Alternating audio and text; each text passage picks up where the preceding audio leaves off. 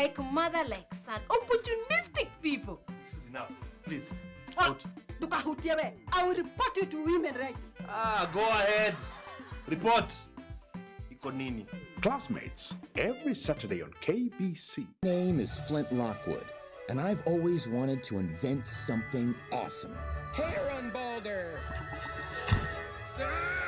Flying car!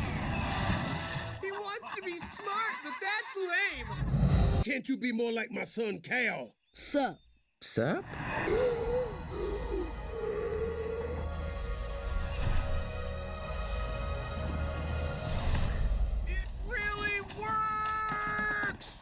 I love it! Mamma mia. Cloudy with a chance of meatballs. This weekend on KBC Channel 1. Money, chapa. That money subject is really important, and it's making a lot of dada sweat every night. What does that mean? It was almost there, not there. It was still, we could afford what we needed, but we couldn't really afford what we want. So it was almost scarce. Money is both a means of and also a concept. It's a concept in the sense that when you get to understand that saving is a discipline. It does not talk about whether it should be 1,000 shillings or 100 shillings or 10 bob. The people who have challenges for the year. When it gets tough or when it gets really, really tough, I'm still able to be, you know what, let me keep going. I still have that moment of, oh God, what am I doing? Why didn't I take another path? This weekend on KBC Channel 1. Samani kaka. Ningeomba tu nijue wewe ni nani katika hii familia. Kwa nini? Shamsa. Usianze kuniletea aibu. Mimi nakuuliza mambo ya chakula na mambo ya wanawake. Mara majini, mara nafuata hotelini, yani sielewi. Nipeleke nyumbani. Ofisi iko tayari na nilifanya interviews za secretaries. Yani kwa ufupi, everything is ready. Wonderful. To get Matthew chapter 7 verse 7 as your skiza tune, dial star 811 star 817 hash. Matthew 7:7. Ask and it shall be given to you. Seek and you will find. Knock and it shall be opened to you. For everyone who asks receives, and he who seeks finds, and to him who knocks the door is opened for him. To get skiza tune, dial star 811 star 817 hash. Star 811 star 817 hash. Haya! Mtumishi! Ni wewe? Ni mimi. Ulitoa pikipiki? Mulitani sitaomoka. Ni yako. Hii nduti ni yangu. Niliwahi pale Quickbit. Quickbit? Quickbit imekuja kusaidia wananchi kama sisi. Nilinunua 399 shillings. Juu nilikuwa the lowest unique bidder. 399 shillings. Quickbit shilingi moja unaweza nunua pizza. Shilingi 2 unaweza nunua microwave. Shilingi 5 unaweza nunua hata gari. Sio tupeleke huko hata mtu aende huko. Jiunga na Quickbit ni rahisi. Enda kwenye M-Pesa, bonyeza paybill kisha weka business number 4032353. Kwenye account weka kodi ya bidhaa unayotaka na bidi yako ya chini zaidi. Kwa mfano TV 16. Kisha weka shilingi 20 tu kama idadi yako. Weka bidi yako pia kwenye www.quickbit.co.ke. Kumbuka, bidi ya chini zaidi ya kipekee ndio ununua. Quickbit, bidhaa bora kwa bei ya chini.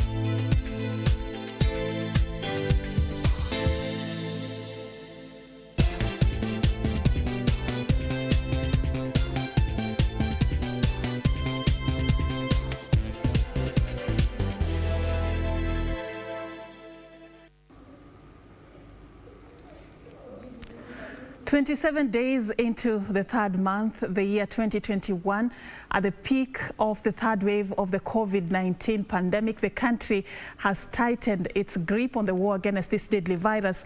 We got details about how Kenyans are coping following the directives that were announced by President Uhuru Kenyatta yesterday, and we'll be letting you in on some of them in our comprehensive news bulletin that begins right now. My name is Serfine Achieng Dunia, and our sign language interpreter is Byron Abuli. Now to begin straight away, just hours after President Uhuru Kenyatta announced new measures to contain the spread of COVID-19, Kenyans were in a rush to go up country to travel before they were caught up in the cessation of movement ban. A number of them stranded at various stages due to the shortage of PSVs and hiked fares. The travelers saying they were traveling up country as they could not sustain themselves in town amid the difficult economic times. On Friday, President Uhuru Kenyatta announced a raft of new measures aimed at curtailing further spread of COVID-19. The measures involving the introduction of a lockdown in the counties of Nairobi, Kajiado, Kiambu, Machakos and Nakuru, as well as adjustment of curfew hours. Hours after the announcement, travelers from the affected areas flocked various bus stages, scrambling for the few available vehicles up country. Along the busy Thika superhighway, passengers were seen stranded as there were fewer vehicles with those available charging hiked fares. Many travelers, some who have been working in the informal sector, said they could not survive in the urban centers in the current state. Mimi ni dereva naenda baribari, sasa job yangu imefugwa, sasa naona bado nitarudi kwa nyumba. Pesa ndio hiyo hakuna kitu mfuko, sasa narudi tu kukaa kwa nyumba. Nilikuwa naenda Nakuru, nilikuwa naenda Ebu, Kirogoya huko. Sasa nitakaa nyumbani. Saa zingine tunafungana kazi saa 5, saa hizi sijui nitakuwa napitia wapi. Saa hizi juu sasa kazi nitasimamisha juu saa hizi hata nyumba sina ya kulipa pesa na mashida kidogo na matumishi. Sasa kwa hivyo itanibidi nirudi nyumbani. Imebidi turudi maushago juu maisha sasa imerudi sasa tena kwenye ilikuwa. Maisha imekuwa ngumu tena sasa tumeona hivyo. Sisi tulikuwa tunaenda hadi na huku karibu Keno job, hatuwezi sasa pita tena. Meanwhile, bar operators in Kiambu have decried the new measures imposed by the president in the 5 counties, which included suspension of operations. We had not cleared the balances that we had when the first closure happened. Banks all on our toes because we had not cleared the loan plus the penalties. Everybody is on our toes. Now again we have been forced to close. Where do we go? Public service vehicle operators in Mwingi Central Kitui County have in the meantime decried looming harsh economic times following cessation of movement in and out of the 5 disease-infected counties. The operators saying the restrictions will greatly hurt their livelihood as they solely depend on the matatu business, which involves inter-county trips. Kama gari zetu ziko hapa zimesimama hapa, hii ni ya Nairobi, as you can see, hii ni ya Nairobi. Kuna zingine pala karibu 4 zimesimama hazijaenda Nairobi, wafanyikazi wako hapa wanahangaika, wajua watatoa pesa wapi, wajua watatoa chakula wapi. Ukiangalia venye tunabeba abiria, hatubebi ile capacity inafaa kubebwa. Lakini bei ya mafuta iko juu, tena hatujaambiwa eti kunafungwa. Tunafaa kuwa tumepewa kama siku 3 hivi tujipange, tuambie watu waende nyumbani. Hata wanga naosha gari zimesimamishwa, hakuna mahali zinaenda, zimesimama mahali pamoja kutoka mwaka mwingine mpaka wale hakuna kitu kinaendelea. Mimi ni msanji wa mayai, natengemeanga abiria wangu, tunaendanga na hizi magari za lolo, nafika na huko Bele narudi. Sasa kwa saa hii hata sijui juu nimepika mayai sijauza bado, zile customer zangu hawako. Nancy Okware, Channel 1 News.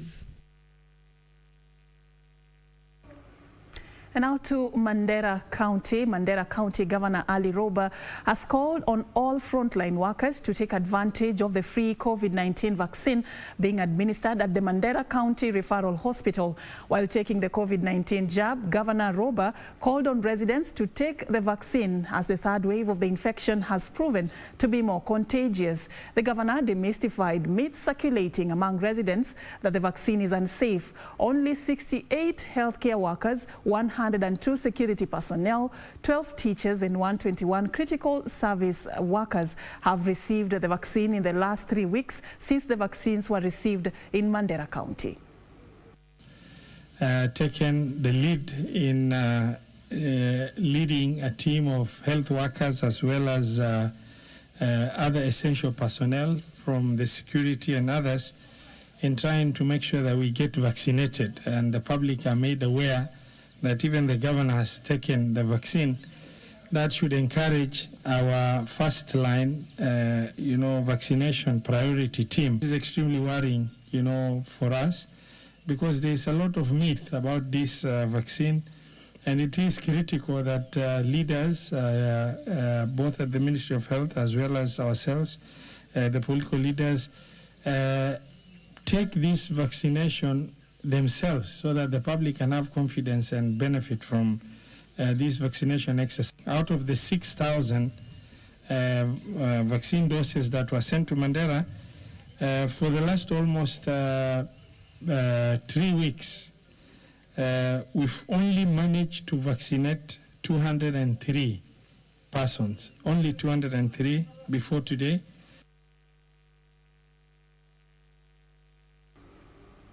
And now on to some unfortunate news from Baringo County. Residents of Mukutani area in Baringo South are calling on the government to return the National Police Reservice to tame the rising cases of insecurity in the area.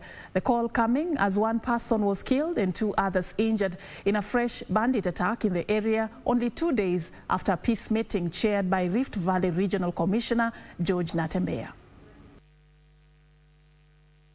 Baringo Police Commandant Robinson Ndiwa said that the deceased was a 60-year-old man and those injured included a woman and a child. Askari wetu wameanzisha uchunguzi kuweza kubaini ni kitu gani kilisababisha mpaka hiyo mauaji yakatendeka.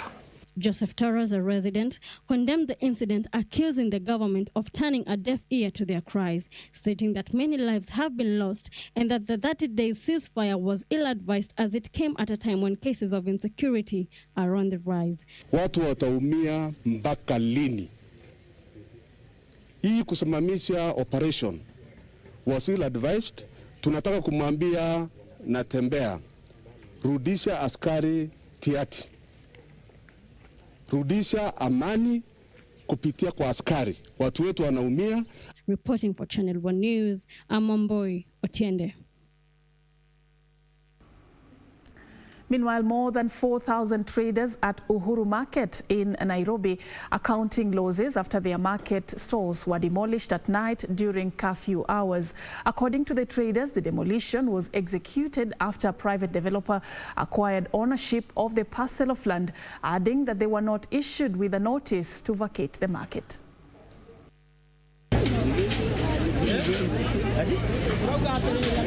These are the scenes at the famous Uhuru Market in Nairobi County. More than 4,000 traders woke up to find the stalls flattened, and on their place were several containers. Watu wakaleta containers. Surely, isi haki.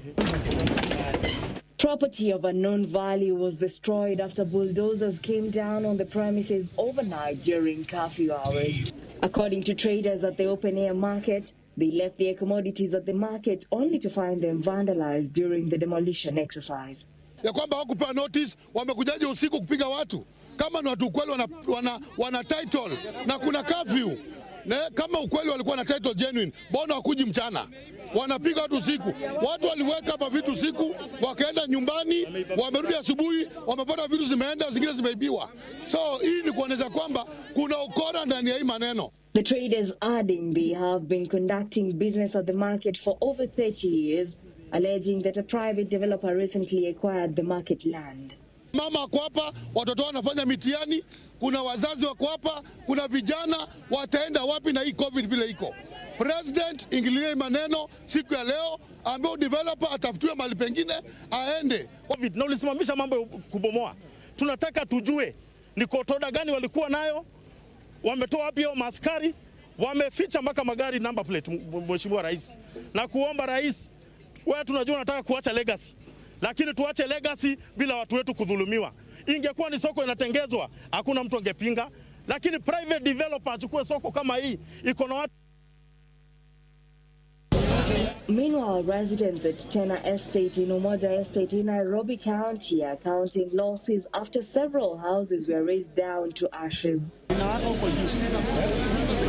The fire that allegedly started at 6 p.m. in the evening took a while to put it off. Moto ilianzia 6:30. Na bado inawaka. The fire lasted about 3 hours before it was put off. The cause of the fire is yet to be established. Elsewhere in Kisii County, normal operations were paralyzed for hours after traders engaged authorities in running battles to protest the demolition of their business structures. Kitoa watu town, wanatuonyesha mahali watu wanawekwa. Sasa ubaya ni ule wanakuja usiku, hatuelewi kwa nini wanakuja usiku.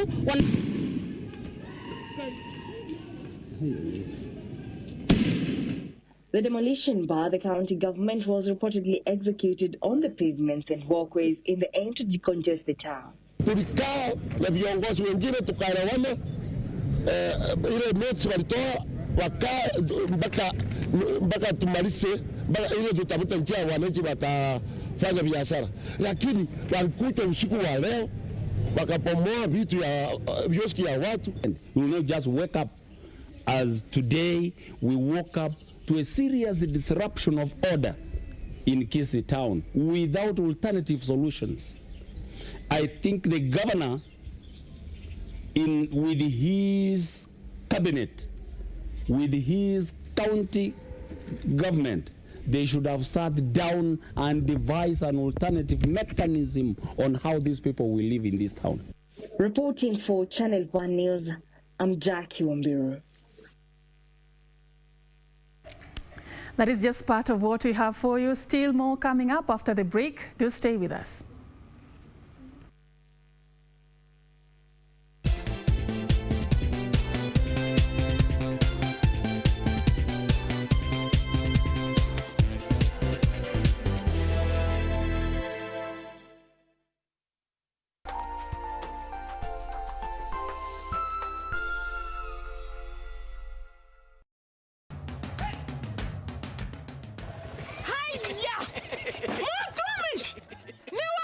Ni mimi. Ulitoa pikipiki? Mlitani sitaomoka. Ni yako. Hii nduti ni yangu. Niliwahi pale QuickBit. QuickBit?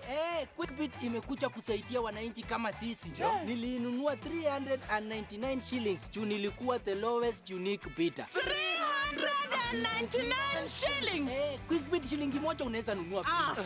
Shilingi mbili unaweza nunua micro. Shilingi tano unaweza nunua hata gari. Sio tupeleke huko hata mtu aendi huko. Jiunga na QuickBit ni rahisi. Enda kwenye M-Pesa, bonyeza paybill kisha weka business number 4032353. Kwenye account weka kodi ya bidhaa unayotaka na bidi yako ya chini zaidi. Kwa mfano TV 16, kisha weka shilingi 20 tu kama idadi yako.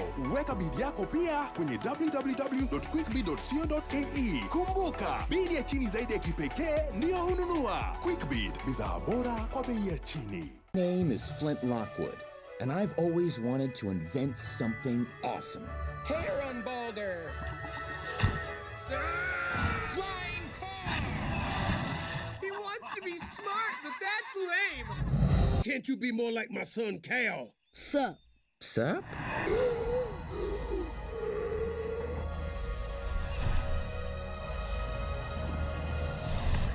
It really works! I love it! Mamma mia. Cloudy with a chance of meatballs. Tonight on KBC Channel 1. That woman can arouse passions. Emma hates her. She's so angry. She even threatened to kill her. Imagine that. It's very rude of you to come to my house at this time of night. I know, but I don't care. Amaya, I'm here to try for the last time. Please tell me that it's not too late to start a relationship with you. I'm telling you, you can't marry Max. Salvador, you have to understand me. I'm begging you. I love Max. I'm marrying him, and there's nothing you can do to stop me.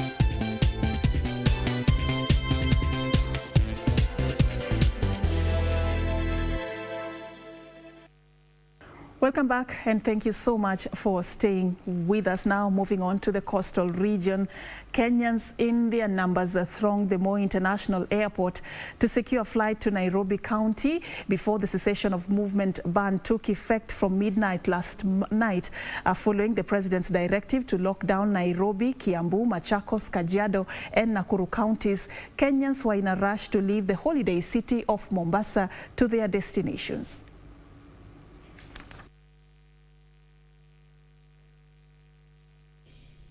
The Moi International Airport was a beehive of activities as Kenyans rushed to get an air ticket to leave Mombasa County.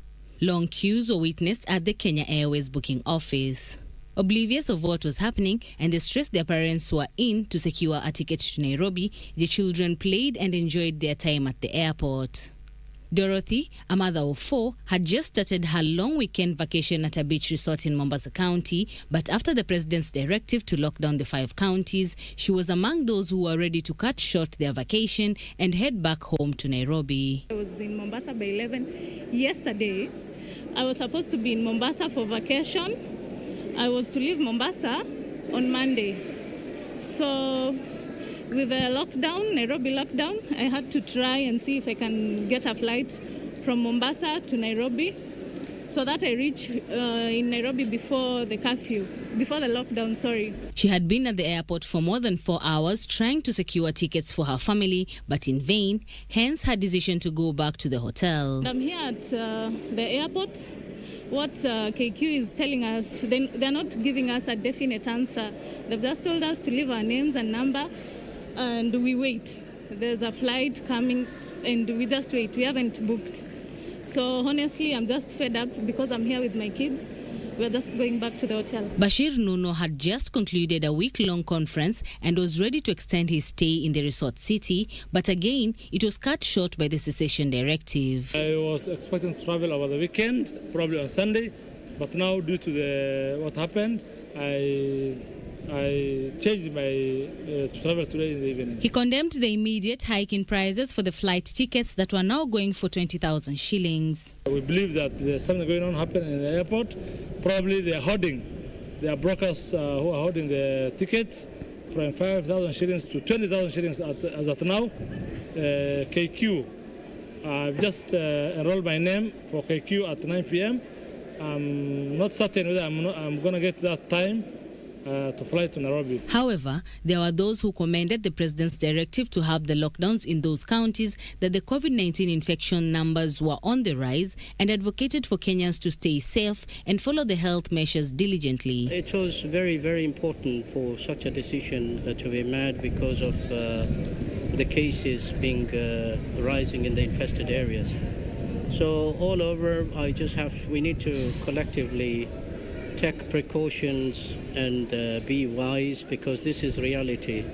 COVID is not a myth, but it's a reality.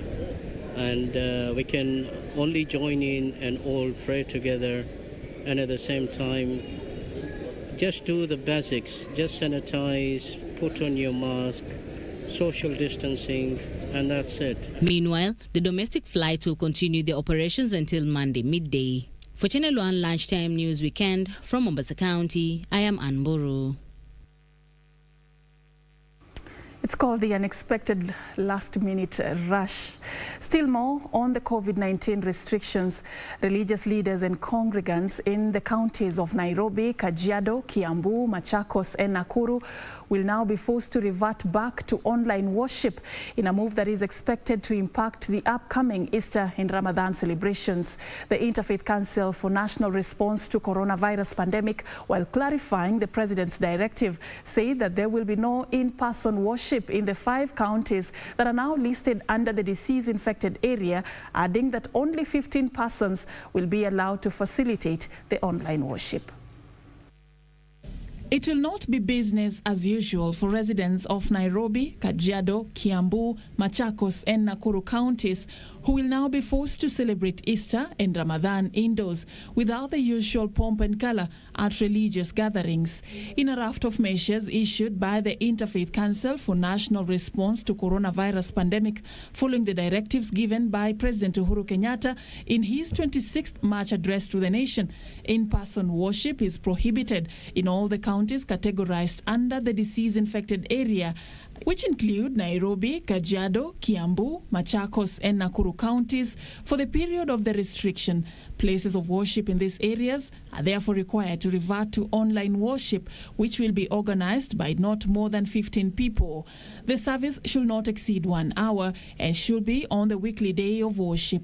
In the meantime, religious communities with their leaders have been advised to find innovative ways to continue giving hope, especially to the sick or bereaved, as well as spiritual and human support to the congregants using the available means of communication.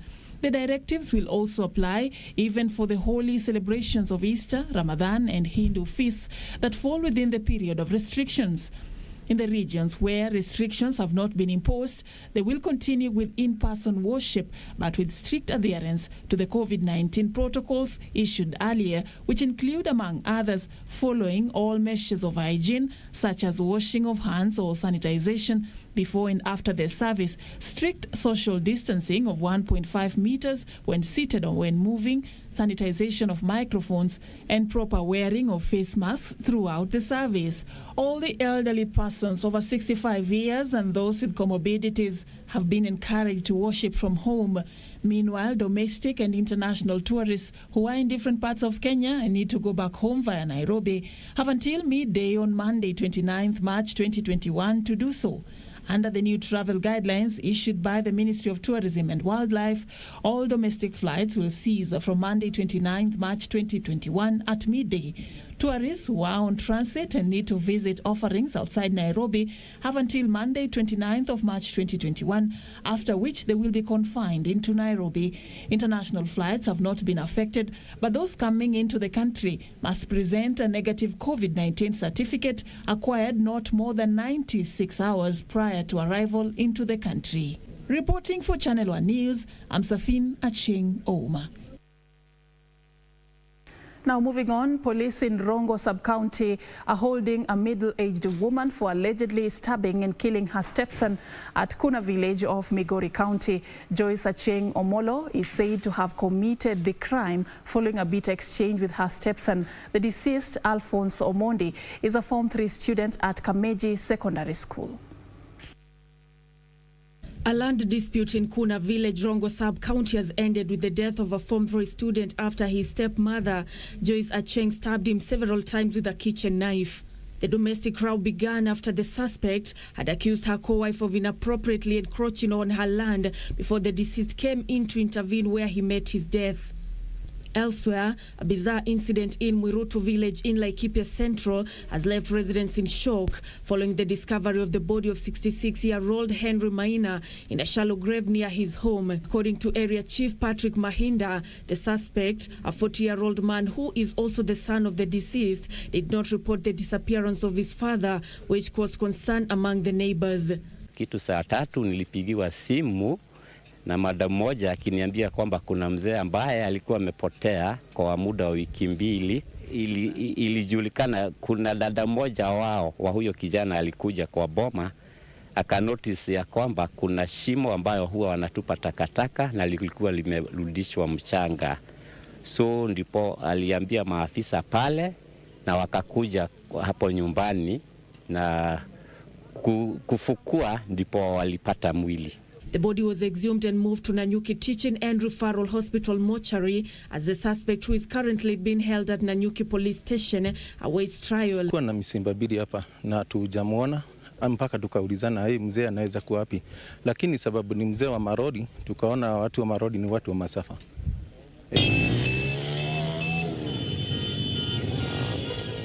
And in Embu town, business came to a standstill after boda riders took to the streets to protest the death of 2 of their colleagues.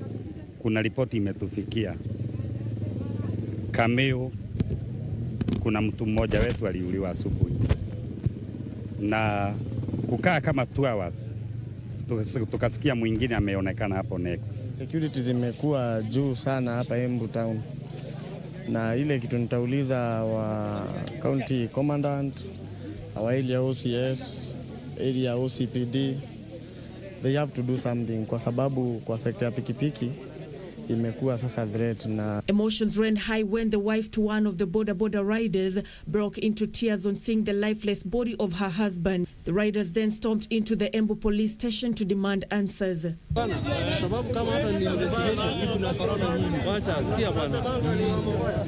Deputy OCS at Embu police station called for calm, saying the police would leave no stones unturned until the murders are solved.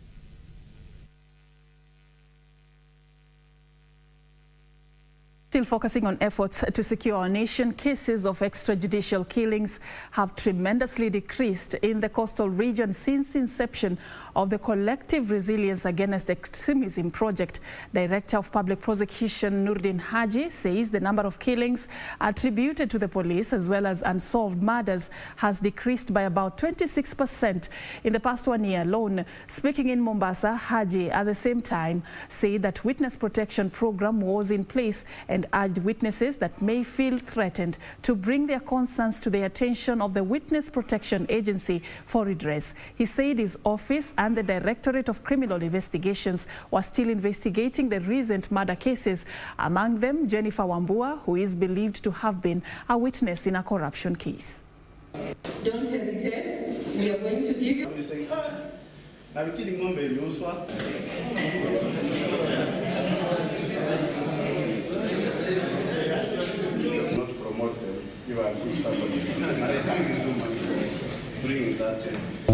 We have seen a huge reduction of about 26% of killings, either attributed to police or unsolved murders within the region. 1 year or so, we've been able to realize tremendous impact.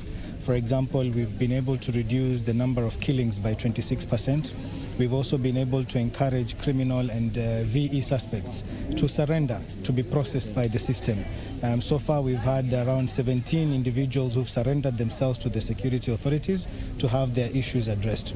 Also, one of the impacts of this project is that we've reduced the number of cases that have been brought forward to the judiciary. So we are seeing that the caseload management has improved, and we are able to achieve positive results.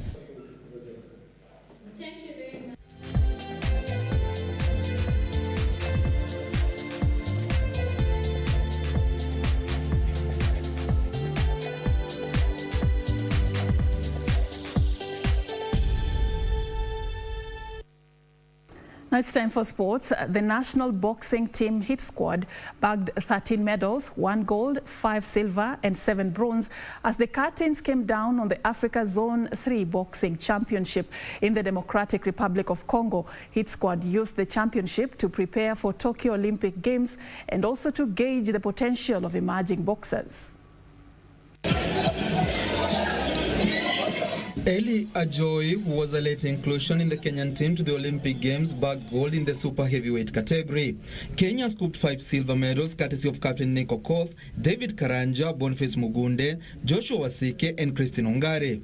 Stacey Ayoma, Cosby Ouma and Edwin Okongo were some of the bronze medalists for Kenya as the national team bagged 13 medals. Kucheza na wote nimegain experience kwa zile unapigongo unatoka ujue anapigaje.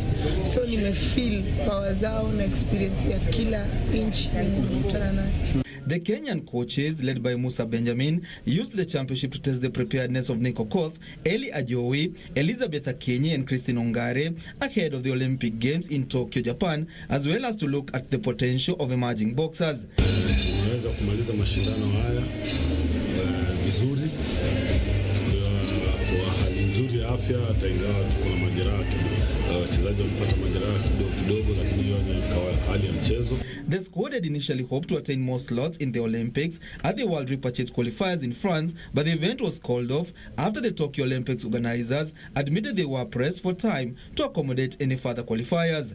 The boxers have been training since late last year after the government allowed national teams to prepare for international assignments following months of inactivity due to the COVID-19 outbreak. Karanja David for Channel 1 Sport. Harambee Stars midfielder Kenneth Muguna has been ruled out of the final Africa Cup of Nations qualifying group match against Togo on Monday. Harambee Stars will conclude their Group G fixtures with the away match in Lome, but they have suffered a huge blow after the Gor Mahia midfielder, who was among the star players when they played against Egypt in their 1-1 draw on Thursday, was ruled out after picking an injury in the tie at Kasarani Stadium. Head coach Jacob Ghost-Mulee has confirmed Muguna will miss the match and has since been replaced by AFC Leopards youngster Clyde Senaji, while defender Johnston Omurua will also automatically miss out owing to the red card he picked against the Pharaohs. The national team will leave the country this afternoon for Lome, Togo.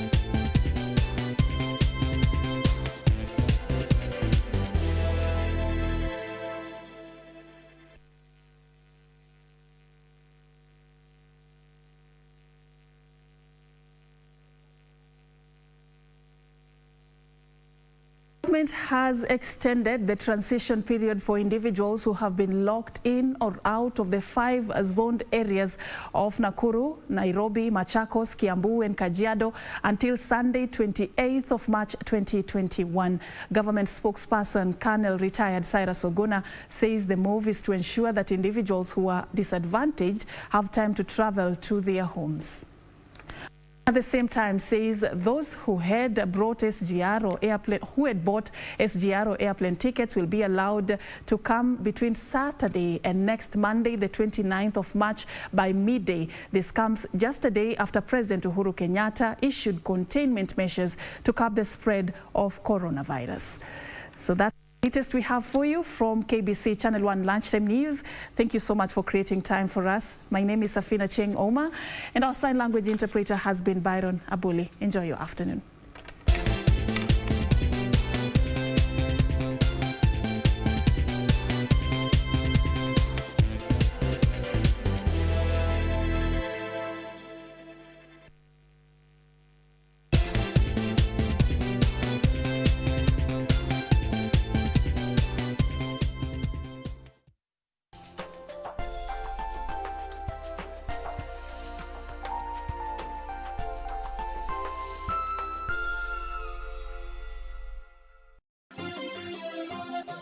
Beauty College.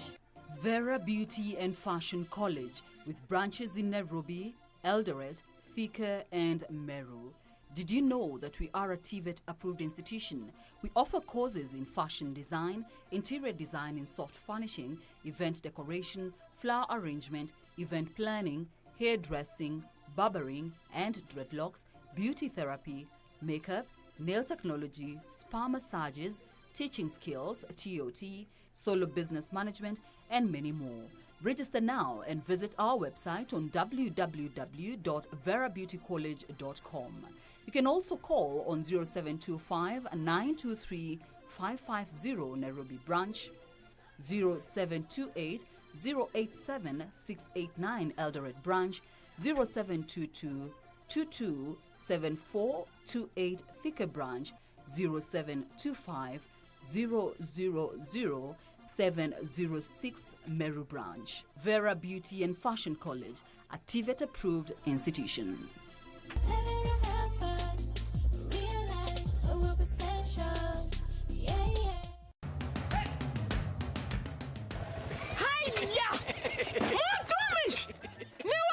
Ni mimi. Ulifaa pikipiki? Mulitani sitaomoka. Ni yako. Hii nduti ni yangu. Niliwahi pale Quickbit. Quickbit? Quickbit imekuja kusaidia wananchi kama sisi. Nilinunua 399 shillings. Juu nilikuwa the lowest unique bidder. 399 shillings. Quickbit shilingi moja unaweza nunua pizza. Shilingi mbili unaweza nunua microwave. Shilingi tano unaweza nunua hata gari. So tupeleke huko hata mtu aende huko. Jiunga na Quickbit ni rahisi. Enda kwenye M-Pesa, bonyeza paybill kisha weka business number 4032353. Kwenye account weka kodi ya bidhaa unayotaka na bidi yako ya chini zaidi. Kwa mfano TV 16. Kisha weka shilingi 20 tu kama idadi yako. Weka bidi yako pia kwenye www.quickbit.co.ke. Kumbuka, bidi ya chini zaidi ya kipekee ndio ununua. Quickbit, bidhaa bora kwa bei ya chini. Tonight on KBC Channel 1. Anaya Agi, I am too young and handsome to die at this age. You are never driving me again in your vehicle. You almost made me puke my intestine. Hi, Farah, come on. What do you expect from us? Jesse, what are you doing? Nothing. Nothing. That doesn't look like nothing. But that is what my heart is telling me to. You better tell your heart to shut up. Mama Kinyanjui, you're back, Kwani nilikuwa nikuje nikutafute nikuberusa. I see what is happening here. Like mother, like son, opportunistic people. This is enough. Please, out. Tukahutiewe. I will report you to women rights. Go ahead. Report. Iko nini? Classmates, every Saturday on KBC.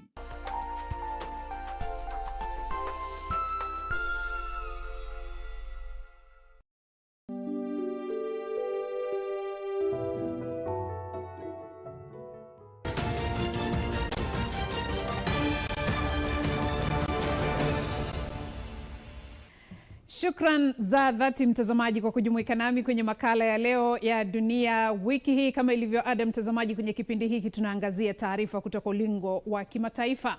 Kwenye makala haya yanayoletwa kwa ushirikiano mkubwa wa KBC Channel 1 na shirika la Shinua.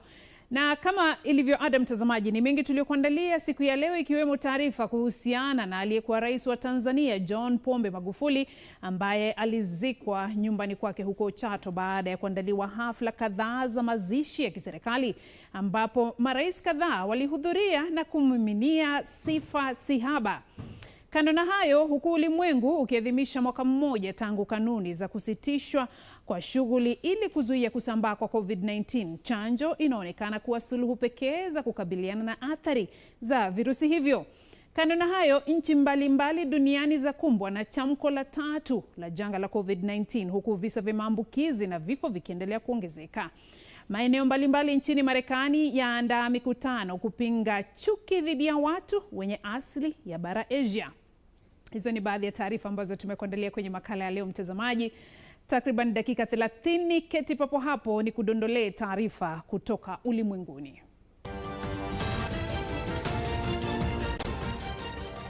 Karibu sasa kwenye makala ya leo mtazamaji. Naitwa Beatrice Gatonye Ngetich.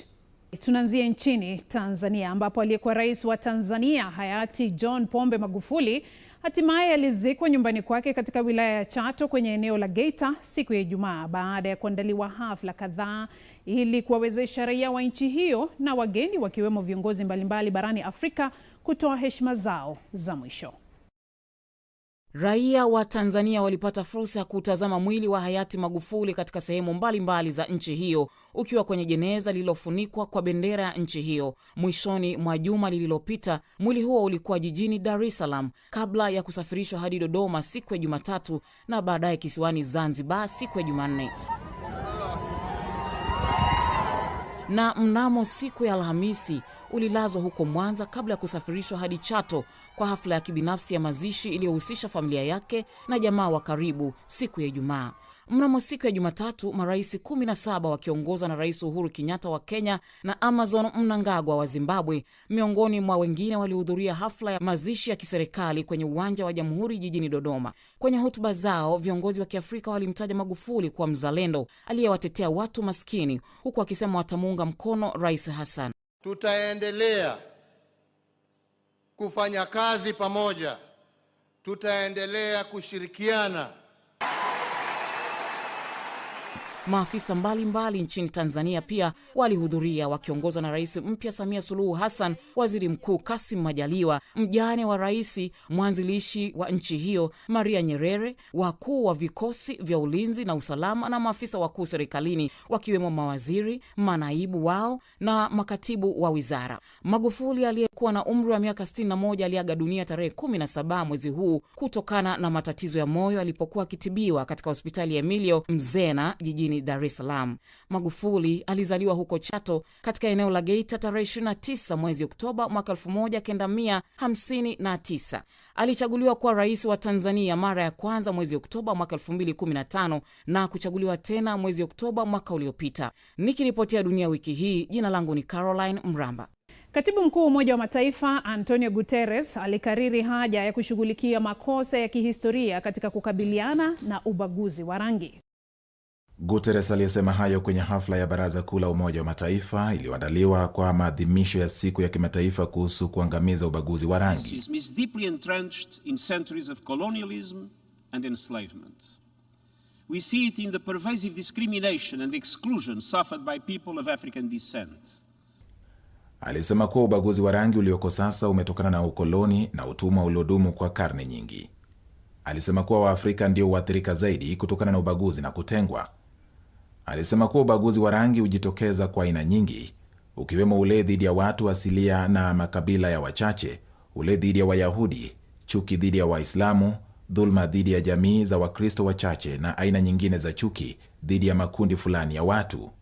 Kadhalika alizungumzia visa vya hivi punde vya dhulma za rangi dhidi ya watu wenye asili ya bara Asia wanaodaiwa kwamba ndio wanaoeneza ugonjwa wa COVID-19. Alisema kuwa ni muhimu hasa kutambua kwamba dhulma za kihistoria zimechangia katika umaskini, ukosefu wa maendeleo, kutengwa, kutojumuishwa kwa baadhi ya jamii na ukosefu wa udhibiti miongoni mwa watu na nchi. Alisema kuwa wakati umewadia wa kukiri na kurekebisha makosa yaliyodumu kwa muda mrefu na kukabiliana na madhara yake. Alisema kuwa haki ni muhimu ili kuleta maridhiano, kuzuia mizozo na ujenzi wa jamii kwa misingi ya usawa, heshima na umoja. Alitoa wito kwa kila mtu kukabiliana na ubaguzi wa rangi.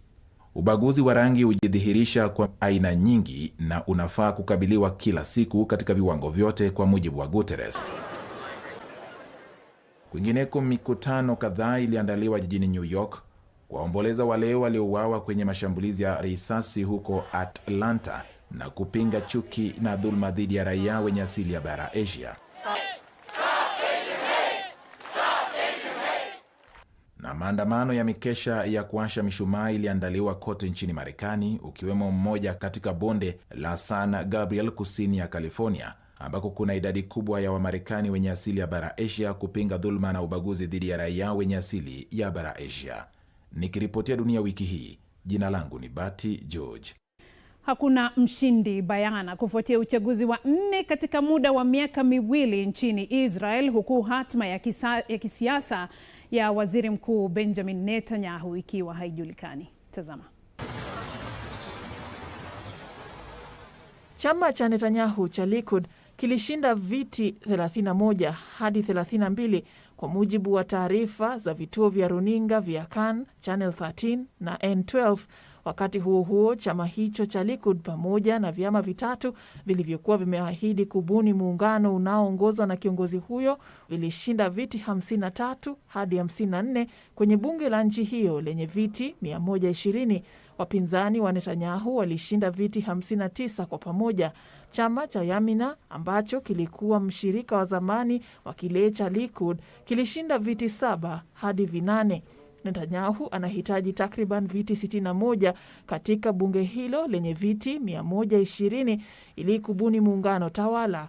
Uchaguzi huo wa 4 uliandaliwa katika muda wa chini ya miaka miwili tangu ule wa awali kutokana na mzozo wa kisiasa nchini Israel, huku Netanyahu ambaye ni waziri mkuu aliyehudumu kwa muda mrefu zaidi nchini Israeli akikabiliwa na kesi ya kiuhalifu kuhusiana na mashtaka ya ufisadi. Nikiripotia Dunia wiki hii, naitwa Serfine Achieng Dunia. Nchi na maeneo mbalimbali yameendelea kutoa chanjo dhidi ya COVID-19 katika juhudi za kukabiliana na ugonjwa huo uliosababisha athari za kila aina duniani. Maafisa wa afya nchini Italia walisema kwamba nchi hiyo imerejelea utumiaji wa chanjo aina ya AstraZeneca dhidi ya virusi vya korona kufuatia tangazo la shirika la dawa barani Ulaya kwamba chanjo hiyo ni salama. Shirika la dawa nchini humo lilikuwa limepiga marufuku kwa muda utumizi wa chanjo hiyo mwezi huu kufuatia madhara kwa watu wachache waliopokea chanjo hiyo. Shirika hilo la bara Ulaya lilisema kwamba ni visa vichache tu vya madhara ambavyo viliripotiwa kati ya zaidi ya watu milioni 20 waliopata chanjo hiyo, likisema kwamba haikuwa chanzo cha madhara hayo.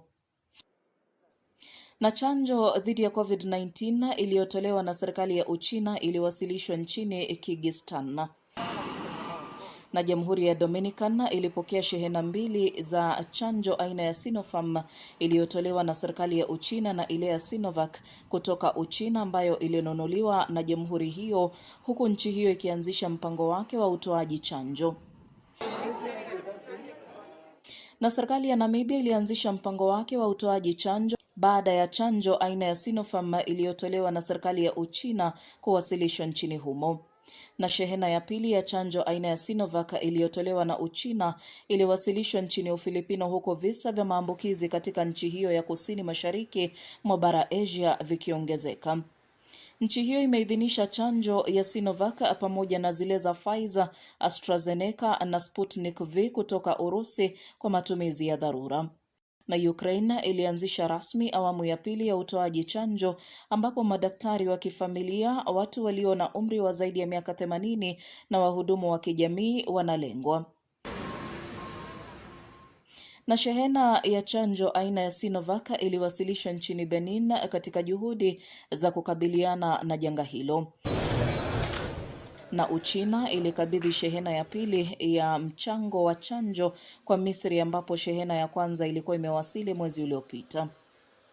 Tukiachana na taarifa hiyo, nchi na maeneo mbalimbali yameendelea kuchukua hatua za kuzuia kuenea zaidi kwa virusi vya korona, huku baadhi ya nchi zikikumbwa na chamko la 3 la janga hilo.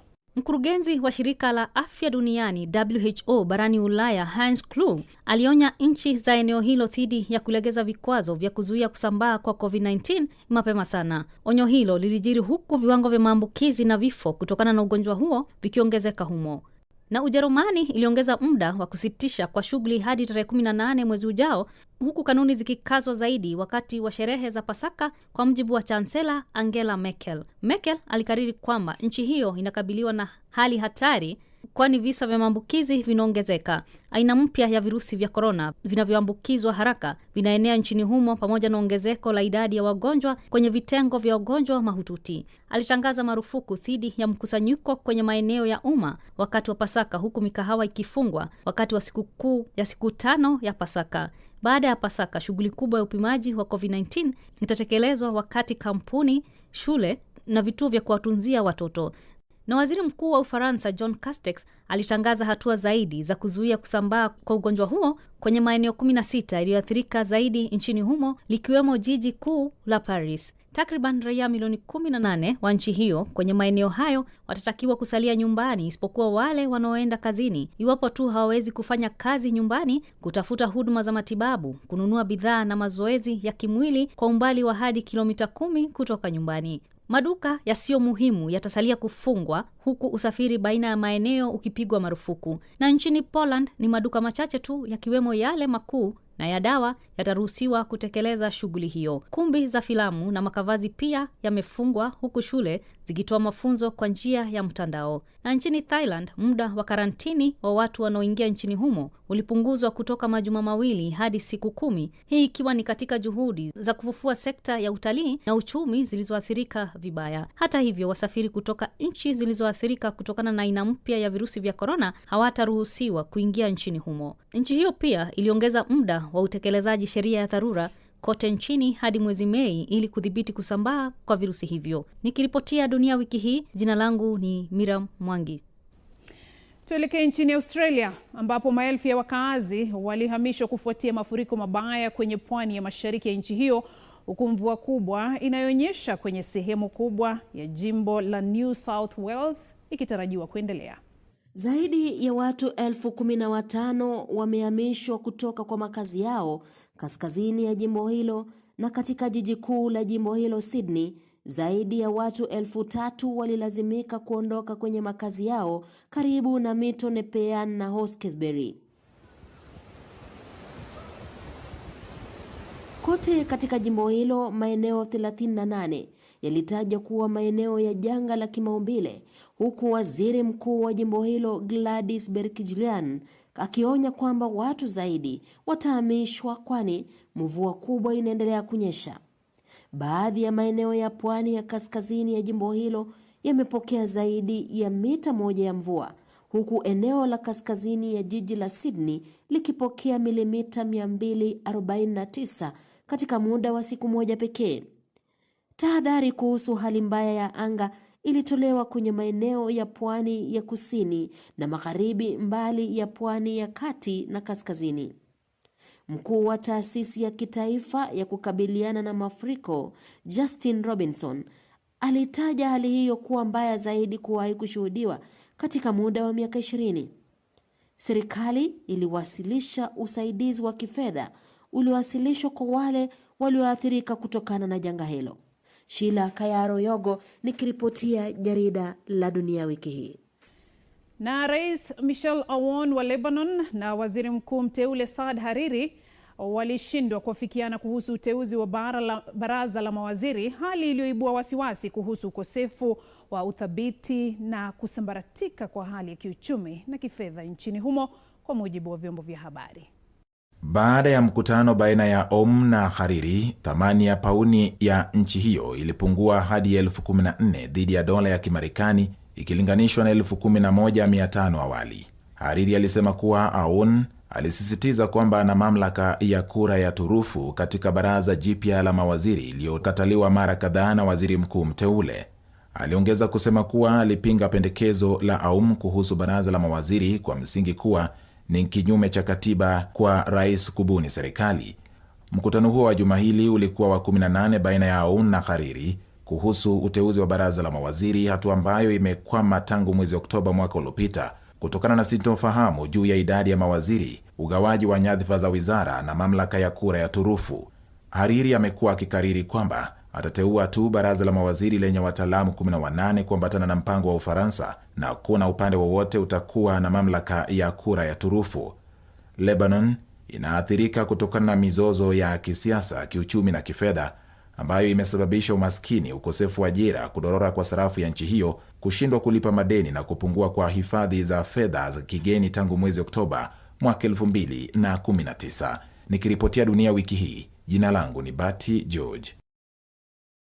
Naam, hiyo ni awamu ya kwanza ya makala Dunia Wiki Hii yanayoletwa kwako kwa ushirikiano mkubwa wa KBC Channel 1 na shirika la Shinua. Kwa sasa naelekea kwenye mapumziko, nikirejea ni taarifa zaidi, usine mbali.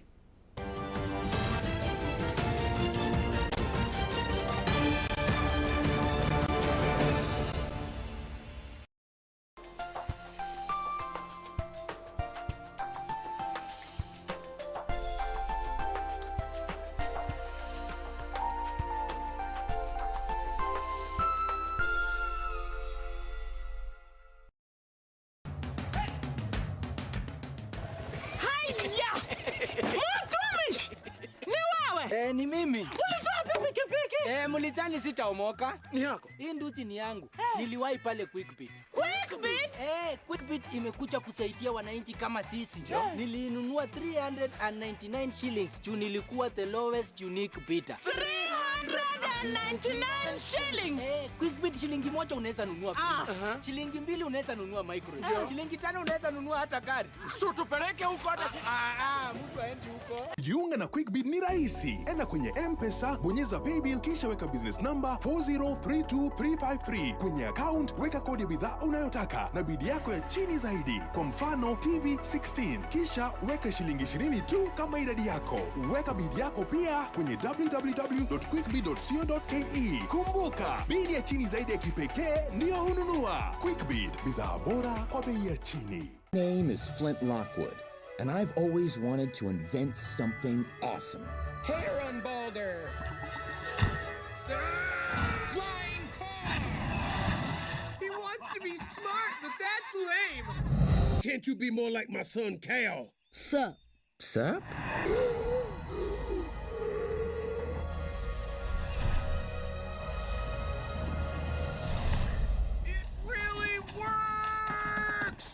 I love it!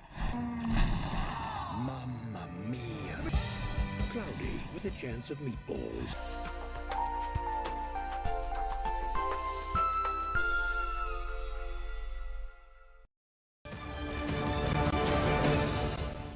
Karibu tena mtazamaji, unaendelea kutazama Dunia Wiki Hii, awamu ya pili hii hapa.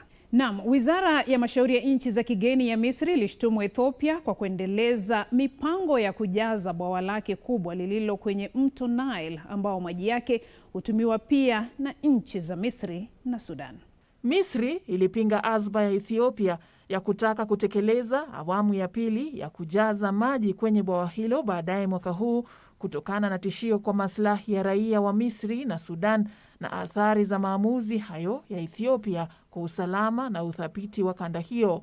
Haya ni kwa mujibu wa taarifa ya waziri wa mashauri ya nchi za kigeni wa Misri Ahmed Hafez. Taarifa hiyo ilijiri kufuatia matamshi ya mawaziri wa maji na mashauri ya nchi za kigeni wa Ethiopia kwamba nchi hiyo itatekeleza awamu ya pili ya kujaza bwawa hilo katika msimu ujao wa mvua kuanzia mwezi Julai jinsi ilivyopanga.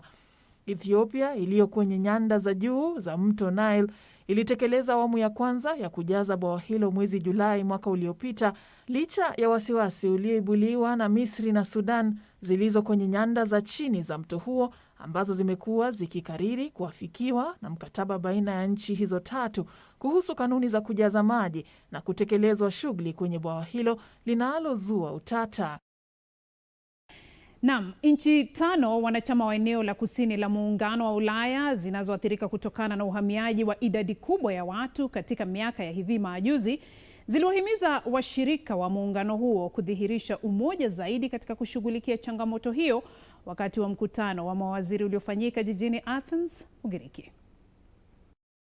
Mawaziri wa uhamiaji na usalama wa kitaifa wa Ugiriki, Italia, Cyprus, Uhispania na Malta walijadili changamoto wanazozikabili na kutoa taarifa ya pamoja kuhusu mapendekezo yao kwa mkataba mpya wa bara hilo kuhusu uhamiaji na kutafuta hifadhi. Walisema kuwa rasimu iliyopendekezwa na Tume ya Ulaya mwezi Septemba haishughulikii changamoto zao kubwa. Nchi hizo 5 za eneo la bahari ya Mediterranean zilitoa wito wa ushirikiano wa karibu na nchi wanakotoka na wanakopita wahamiaji, kuanzishwa kwa mfumo wa bara Ulaya na kurejesha wale ambao hawafai kupewa hifadhi, na pia hatua zaidi miongoni mwa nchi wanachama kuhusiana na kuwahamisha wale wanaotafuta hifadhi. Waziri wa usalama wa Italia Luciana Lamorgese kwenye mkutano na wanahabari alisema kuwa mkataba huo haukushughulikia swala la hatua za uwajibikaji na umoja. Naye makamu wa rais wa Tume ya Ulaya Margarita Skinas aliyejiunga kwenye mkutano huo pamoja na waziri mkuu wa Ugiriki Kyriakos Mitsotakis aliwaarifu wanahabari kuwa ni sharti mipaka ya nje ya bara Ulaya ilindwe. Alisema kuwa wakati umewadia wa kuafikia suluhu bora na la kudumu kuhusiana na mzozo wa uhamiaji. Naye waziri wa uhamiaji wa Ugiriki Noris Mitarashi alisema kuwa nchi 5 pekee za bara hilo hazitaweza kumudu mizigo wa idadi kubwa ya wahamiaji barani Ulaya. Nikiripotia Dunia Wiki Hii, jina langu ni Miriam Mwangi. Mkataba wa ushirikiano wa kiuchumi baina ya Kenya na Uingereza ulianza kutekelezwa baada ya nchi hizo mbili kuhitimisha michakato ya kuidhinishwa kwake. Mkataba huo unaiwezesha Kenya kuuza bidhaa zake kwenye soko la Uingereza bila vikwazo vya ushuru na kulinda kampuni zinazostawi dhidi ya ushindano kutoka kwa wauzaji bidhaa nje wa Uingereza kwa muda wa miaka 25. Mjumbe wa kibiashara wa waziri mkuu wa Uingereza humu nchini Theo Clarke alisema kuwa bila mkataba huo bei za bidhaa kutoka Kenya zingekuwa za juu zaidi, zikiwemo zile za maua na mboga ambazo ni 8% na 12% mtawalia. Mkataba huo uliidhinishwa ili kuratibishwa na mabunge ya Kenya na Uingereza mapema mwezi huu. Waziri wa ustawi wa viwanda na biashara nchini Kenya, Betty Maina, alisema kuwa mkataba huo ulipitia mchakato kabambe, ukiwemo kutathminiwa na kamati ya bunge kuhusu biashara, viwanda na vyama vya ushirika, huku umma pia ukihusishwa kuambatana na katiba ya sheria kuhusu kuafikia na kuratibishwa mikataba. Maina alisema kuwa mkataba huo unatarajiwa kusaidia Kenya kuimarisha haraka thamani ya bidhaa inazouza nchini Uingereza. Bidhaa zinazouzwa nchini Uingereza kutoka Kenya ni pamoja na kahawa, majani chai, maua, mboga, nguo pamoja na asali, njugu, madini, bidhaa za uvuvi, mifugo, ngozi na viatu. Sekta ya kibinafsi humu nchini imesifu mkataba huo wa kibiashara, ikisema kuwa unatoa fursa ya uwekezaji na ukuaji wa viwanda vya humu nchini, hasa kufuatia athari za janga la COVID-19. Kwa sasa, kiwango cha bidhaa za Kenya zinazouzwa nchini Uingereza ni 5% pekee ya bidhaa za nchi hii zinazouzwa nje, na hivyo kuna fursa nyingi za biashara hiyo. Nikiripotia Dunia Wiki Hii, jina langu ni Caroline Mramba. Rais wa kikao cha 75 cha Baraza Kuu la Umoja wa Mataifa Volkan Bokir alisema kuwa ukosefu wa maji ya kunywa ni upungufu mkubwa duniani ulio na madhara makubwa kwa wanadamu. Bokir aliyasema hayo kwenye mkutano wa ngazi za juu ulioandaliwa kutetea utekelezaji wa malengo yanayohusiana na maji katika ajenda ya mwaka 2030.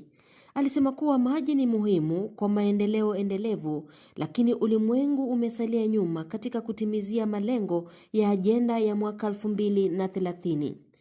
Alisema kuwa kulingana na makadirio ya sasa, watu bilioni 2.2, hii ilikuwa ni takriban thuluthi moja ya jumla ya idadi ya watu duniani, wameendelea kukosa maji safi ya kunywa, huku watu bilioni 1.2, hii ikiwa ni zaidi ya nusu ya idadi ya watu duniani, hawana huduma za usafi.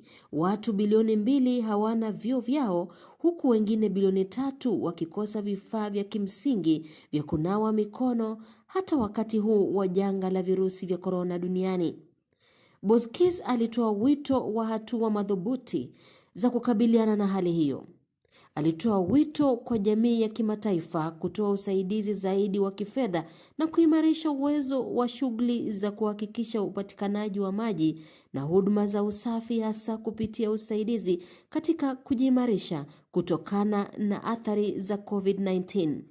Alitaka jamii ya kimataifa kushirikiana kwa karibu na mashirika ya kijamii na vijana kuimarisha malengo ya shughuli zinazohusiana na maji.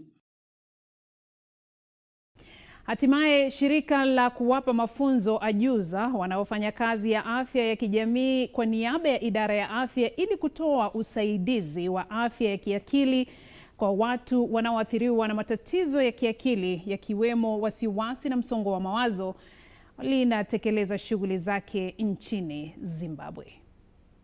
Ushauri huo wa kiakili husaidia kushughulikia masuala ya afya ya kiakili kama vile msongo wa mawazo. Baadhi ya watu ambao huenda hata wanatafakari kujitoa uhai kutokana na matatizo wamesaidiwa kuondolea mbali mawazo kama hayo kupitia kwa mpango huo. Vikao hivyo vya ushauri hufanyika kwenye viti ambavyo huwekwa katika vituo vya afya ya kijamii, ambako wateja wanaweza kuzungumza kwa uwazi na ajuza hao kuhusu matatizo yanayowakabili. Wateja wanapofika kwenye viti hivyo wakitafuta huduma za afya ya kiakili, huwa wanatathminiwa kwa kutumia hojaji yenye maswali 14 kubaini hali yao ya afya ya kiakili. Jambo hilo huwezesha ajuza hao kusaidia wateja wao kutambua matatizo yao na kujitafutia suluhu. Wateja hupatiwa ushauri kwenye vikao 6 ambavyo hudumu kwa muda wa dakika 30 kila kimoja.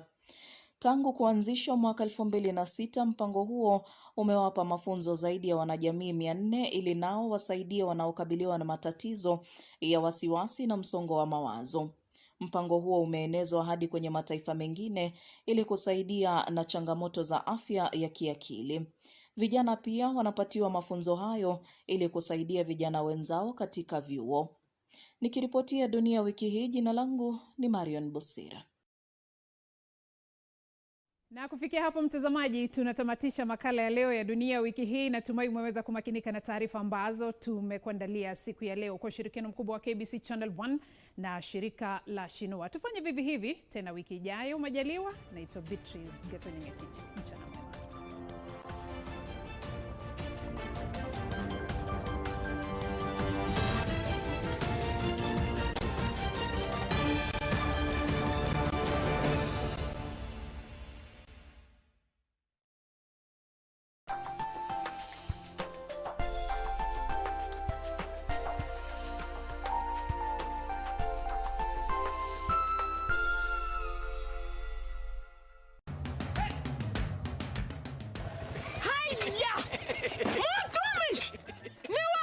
Ni mimi. Ulitoa pikipiki? Mulitani sitaomoka. Ni yako. Hii nduchi ni yangu. Niliwahi pale Quickbit. Quickbit? Quickbit imekuja kusaidia wananchi kama sisi. Nilinunua 399 shillings. Juu nilikuwa the lowest unique bidder. 399 shillings? Quickbit shilingi moja unaweza nunua pizza. Shilingi mbili unaweza nunua microwave. Shilingi tano unaweza nunua hata gari. So tupeleke huko hata mtu aende huko. Jiunga na Quickbit ni rahisi. Enda kwenye M-Pesa, bonyeza paybill kisha weka business number 4032353. Kwenye account weka kodi ya bidhaa unayotaka na bidi yako ya